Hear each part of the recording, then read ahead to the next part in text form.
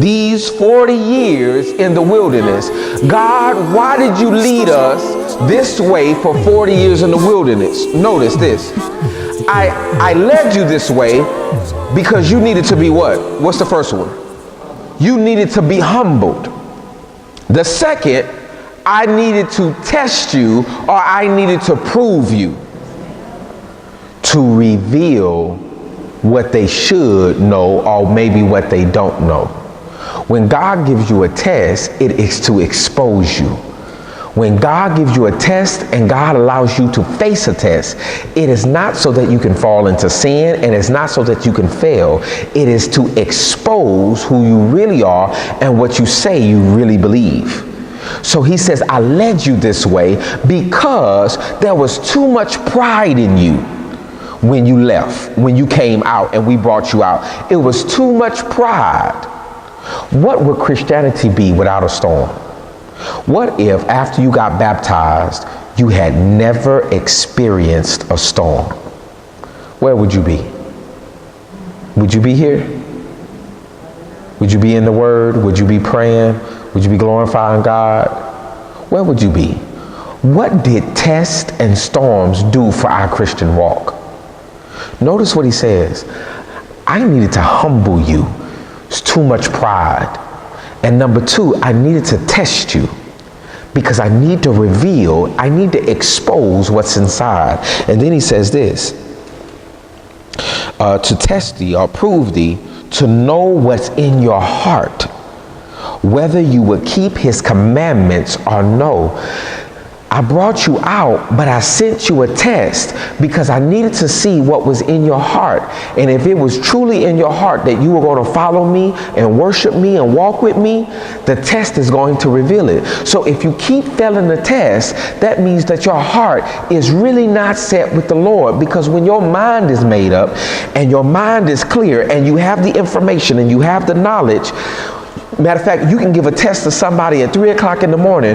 When your heart and your mind and your spirit is set on somewhere, you're going to give the same answer every time. Notice what a test does. A test forces you to give an answer. Can you think about it sometimes? If God is giving you a test and he keeps giving you the same test, because maybe he's hoping that you give a different response and a different answer.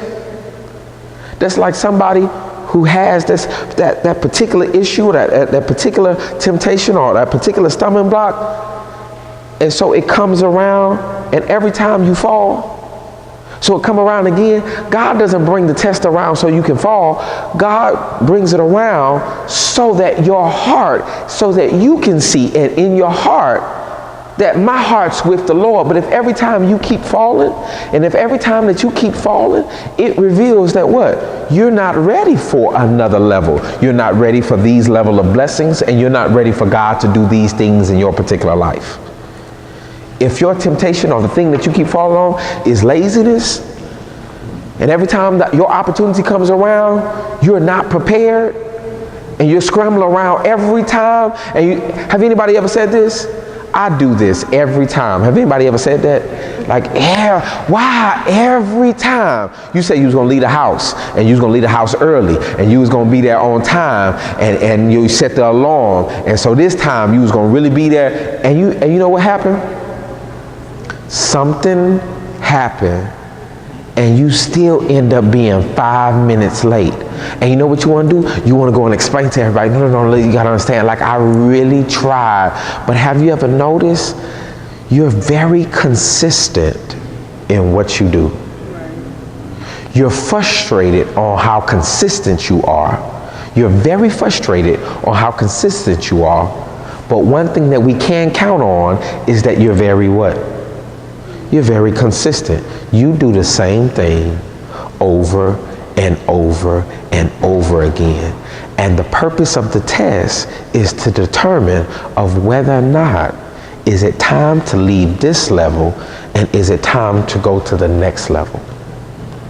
And Lord, I want to go to the next level, then be more disciplined. Lord, I want to go to the next level, then pass the test. I don't feel like I should have to go through then humble yourself. The next level requires a humility that you don't possess. You're failing. I need to So you know what I'm going to do? You know what God did to humble people? He walked them around in a circle. He kept them in the same place and he walked them around in a circle. I promise there is nothing more humbling than not going anywhere and feeling like you're stuck.